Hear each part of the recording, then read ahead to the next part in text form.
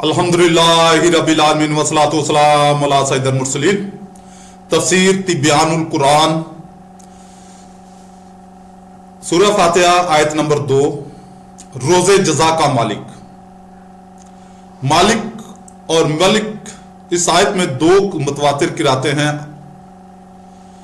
मालिक इस शख्स को कहते हैं जो अपनी ममलूक चीजों में जिस तरह चाहे तसर्रुफ करने पर कादिर हो, और मलिक इस शख्स को कहते हैं जो अपनी रियाया में अहकाम में अमर नवाही नाफज करता हो। कुरान करीम की बाज आयात मालिक की मुआफिकत में है और बाज मालिक की।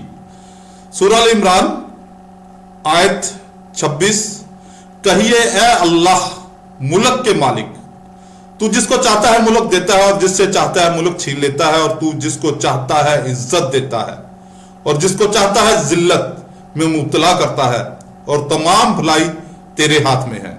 सूरह अल-इंफतार आयत 19, ये वो दिन है जिसमें कोई शख्स किसी शख्स के लिए किसी चीज का मालिक नहीं होगा, और इस दिन अल्लाह ही का हुक्म होगा। इन दोनों की आयतों से मालिक की तायद होती है। सूरह नास आयत 1 और 2, आप कहिए मैं तमाम लोगों के रब, तमाम लोगों के बादशाह की पनाह में आता हूं। सूरह अल मोमिन आयत 16, आज किसकी बादशाही है? अल्लाह की जो वाहिद है और सब पर गालिब है। सूरह अल हज आयत 56, इस दिन सिर्फ अल्लाह ही की बादशाही होगी, वही इनके दरमियान फैसला फरमाएगा। अल्लामा अलूसी लिखते हैं कि उर्फ में तुलुए शम्स से लेकर गुरूब शम्स तक के जमाना को यौम कहते हैं, और आमश के सिवा अहले सुन्नत के नजदीक शरीयत में तुलुए फज्र सानी से लेकर गुरूब शम्स तक वक्त को यौम कहते हैं, और यौम क़यामत अपने मारूफ मानी में हकीकत शरैया है। क़यामत के दिन के मुतल्लिक कुरान करीम में सूरह अल मारज आयत 4 में अल्लाह रब्बुल इज्जत का इरशाद है, जब्राइल और फरिश्ते इसकी तरफ अरूज करते हैं, जिस दिन अजाब होगा उस दिन की मिकदार 50,000 साल है।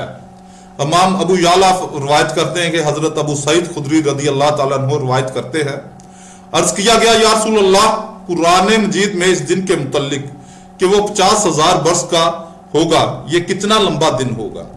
रसूल अल्लाह सल्लल्लाहु अलैहि वसल्लम ने फरमाया, कसम उस जात की जिसके कब्जा कुदरत में सईदना मोहम्मद सल्लल्लाहु अलैहि वसल्लम की जान है, मोमन पर इस दिन में तखफीफ की जाएगी, हत्ता कि वो जितनी देर में दुनिया में फर्ज नमाज पढ़ता था, इस पर वो दिन इससे भी कम वक्त में गुजरेगा। हाफिज हैसमी लिखते हैं, हजरत अबू हुरैरा रदी अल्लाह ताला अन्हु बयान करते हैं कि नबी करीम रऊफ रहीम रहमतुल्लिल लिल आलमीन सल्लल्लाहु अलैहि वसल्लम ने फरमाया, लोग रब्बुल आलमीन के सामने आधे दिन तक खड़े रहेंगे जो 50,000 बरस का होगा, और मोमिन पर आसानी कर दी जाएगी जैसे सूरज के माइल बेगरूब होने से इसके गुरूब होने तक। हम इस दुनिया में देखते हैं कि बाज लोग जुल्म करते करते मर जाते हैं और इनको इनके जुल्म पर कोई सजा नहीं मिलती, और बाज लोग जुल्म सहते सहते मर जाते हैं और इनकी मजलूमियत पर कोई जजा नहीं मिलती। अगर इस जहान के बाद कोई और जहान ना हो तो जालिम सजा के बगैर और मजलूम जजा के बगैर रह जाएगा, और ये चीज अल्लाह रब्बुल इज्जत की हिकमत के खिलाफ है। इसलिए यह जरूरी है कि इस आलम के बाद कोई और आलम हो जिसमें जालिम को सजा दी जाए और मजलूम को जजा, और जजा और सजा के निजाम के बप्पा करने के लिए यह जरूरी है कि इस आलम को बिल्कुल खत्म कर दिया जाए, क्योंकि जजा और सजा इस वक्त जारी हो सकती है जब बंदों के माल खत्म हो जाएंगे, और जब तक तमाम इंसान और ये कायनात खत्म नहीं हो जाती, लोगों के ईमाल का सिलसिला खत्म नहीं होगा। मसलन काबिल ने कत्ल करने का तरीका इजाद किया, अब इसके बाद जितने कत्ल होंगे इनके कत्ल के जुर्म से काबिल के नामा ईमाल में गुनाह लिखा जाता रहेगा। इसलिए जब तक कत्ल का सिलसिला खत्म नहीं हो जाता, काबिल का नामा ईमाल मुकम्मल नहीं होगा। इसी तरह हाबिल ने जालिम से बदला ना लेने की रस्म इजाद की, अब इसके बाद जो शख्स भी ये नेकी करेगा, इसकी नेकी से हाबील के नामा माल में नेकी लिखी जाती रहेगी। इसलिए जब तक इस नेकी का सिलसिला खत्म नहीं हो जाता, हाबील का नामा माल मुकम्मल नहीं होगा। इसी तरह एक शख्स मस्जिद या कुआं बनाकर मर जाता है, जब तक इस कुएं से पानी पिया जाता रहेगा, इस शख्स के नामा माल में नेकियां लिखी जाती रहेंगी, اور کوئی شخص بت خانہ یا شراب خانہ بنا کر مر گیا تو جب تک وہاں بت پرستی یا شراب نوشی ہوتی رہے گی اس کے نامہ اعمال میں برائیاں لکھی جاتی رہیں گی۔ اس لیے جب تک یہ دنیا اور اس دنیا میں انسان موجود ہیں اس وقت تک لوگوں کا نامہ اعمال مکمل نہیں ہو سکتا، اور لوگوں کے نامہ اعمال کو مکمل کرنے کے لیے دنیا اور دنیا والوں کو مکمل ختم کرنا ضروری ہے۔ اسی کا نام قیامت ہے۔ خلاصہ یہ ہے کہ اللہ تعالیٰ کی حکمت اور اس کی متقاضی ہے کہ جزا اور سزا کا نظام قائم کیا جائے، اور جزا اور سزا کو نافذ کرنے سے پہلے قیامت کا قائم کرنا ضروری ہے۔ یہ دنیا دارالامتحان ہے اور اس میں انسان کی آزمائش کی جاتی ہے، اور اس امتحان کا نتیجہ اس دنیا میں ظاہر نہیں ہوتا، لیکن نیک اور بد، اطاعت گزار اور نافرمان، موافق اور مخالف، مومن اور کافر میں فرق کرنا ضروری ہے، اور یہ فرق صرف قیامت کے دن ظاہر ہوگا۔ اللہ رب العزت سورہ نجم آیت 31 میں فرماتا ہے تاکہ برے کام کرنے والوں کو ان کی سزا دے اور نیکی کرنے والوں کو اچھی جزا دے۔ سورہ 7 آیت 28 تاکہ برے کام کرنے والوں کو ان کی سزا دے اور نیکی کرنے والوں کو اچھی جزا دے۔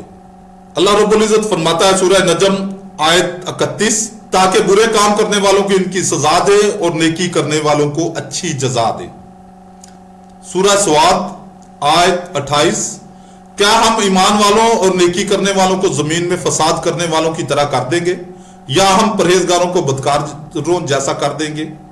سورہ جاسیہ آیت 21 کیا برے کام کرنے والوں نے یہ گمان کر لیا ہے کہ ہم ان کو ان لوگوں کی طرح کر دیں گے جو ایمان لائے اور انہوں نے نیک کام کیے، کہ ان سب کی زندگی اور موت برابر ہو جائے؟ وہ کیسا برا فیصلہ کرتے ہیں۔ سورہ قلم آیت 25 اور 26 کیا ہم فرمبرداروں کو مجرموں جیسا کر دیں گے؟ تمہیں کیا ہوا، تم کیسا فیصلہ کرتے ہو؟ ہر چند کے بعض لوگوں کو دنیا میں ہی ان کی بدعمالیوں کی سزا مل جاتی ہے، مثلا ان کا مالی نقصان ہو جاتا ہے، یا وہ ہولناک بیماریوں میں مبتلا ہو جاتے ہیں، یا ان پر دشمنوں کا خوف طاری ہو جاتا ہے، لیکن یہ ان کی بدعمالیوں کی پوری سزا نہیں ہوتی۔ اور ہم کتنے ہی لوگوں کو دیکھتے ہیں کہ وہ ساری عمر عیش پرستی، ہوس ناکیوں اور ظلم و ستم کرنے میں گزار دیتے ہیں، پھر اچانک ان پر کوئی مصیبت ٹوٹ پڑتی ہے اور ان کی دولت اور طاقت کا نشہ کافور ہو جاتا ہے، لیکن ان کے جرائم کے مقابلے میں یہ بہت کم سزا ہوتی ہے۔ اس لیے ان کی مکمل سزا کے لیے ایک اور جہان کی ضرورت ہے جہاں قیامت کے دن کے بعد ان کی کو پوری سزا ملے۔ سورہ سجدہ آیت 21 اور ہم ان کو بڑے عذاب سے پہلے دنیا میں ہلکا عذاب ضرور چکھائیں گے تاکہ وہ باز آ جائے۔ اسی طرح بہت سے نیک بندے ساری عمر ظلم و ستم سہتے رہتے ہیں اور مصائب برداشت کرتے رہتے ہیں، اور انہیں اپنی زندگی میں آرام اور راحت کا بہت کم موقع ملتا ہے۔ اس لیے اللہ رب العزت قیامت کو قائم کرے گا اور ہر شخص کو اس کی نیکی اور بدی کی پوری جزا اور سزا دے گا۔